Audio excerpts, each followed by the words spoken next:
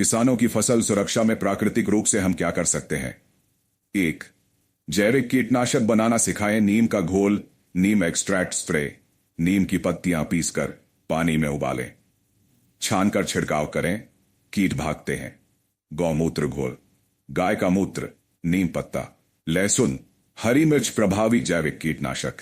अमृत पानी, जीवामृत, मिट्टी को उपजाओ और रोग। आप गांव में किसानों को यह घोल बनाना सिखा सकते हैं, आसानी से, कम लागत में।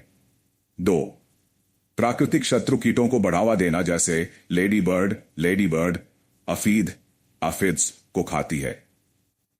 मकड़ी और टिड्डी छोटे कीटों को खा जाते हैं।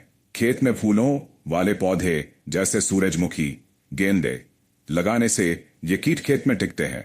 इनका संरक्षण करने का तरीका सिखा सकते हैं। 3. मल्चिंग और ढकाव विधि। सूखी घास, पत्तियां या गोबर से फसल के आसपास मिट्टी ढकना, नमी बनी रहती है, खरपतवार कम होता है, फसल की जड़ें सुरक्षित रहती हैं। आप किसानों को खेत में मल्चिंग करना सिखा सकते हैं, यह पूरी तरह प्राकृतिक है। 4.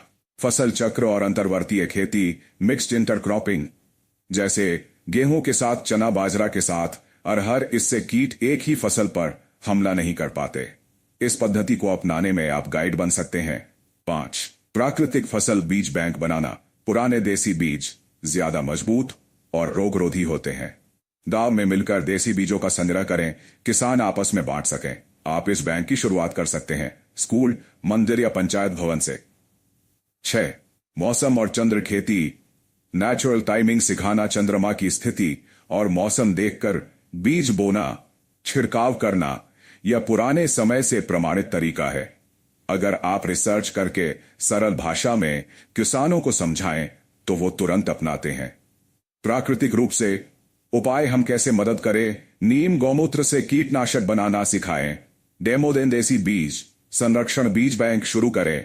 फूल पौधों से कीट नियंत्रण पौधे बांटें। फायदे बताएं। मल्चिंग और मिश्रित खेती प्रयोग कर दिखाएं। मौसम और परंपरा आधारित खेती पंचांग, चंद्र गति के अनुसार सलाह।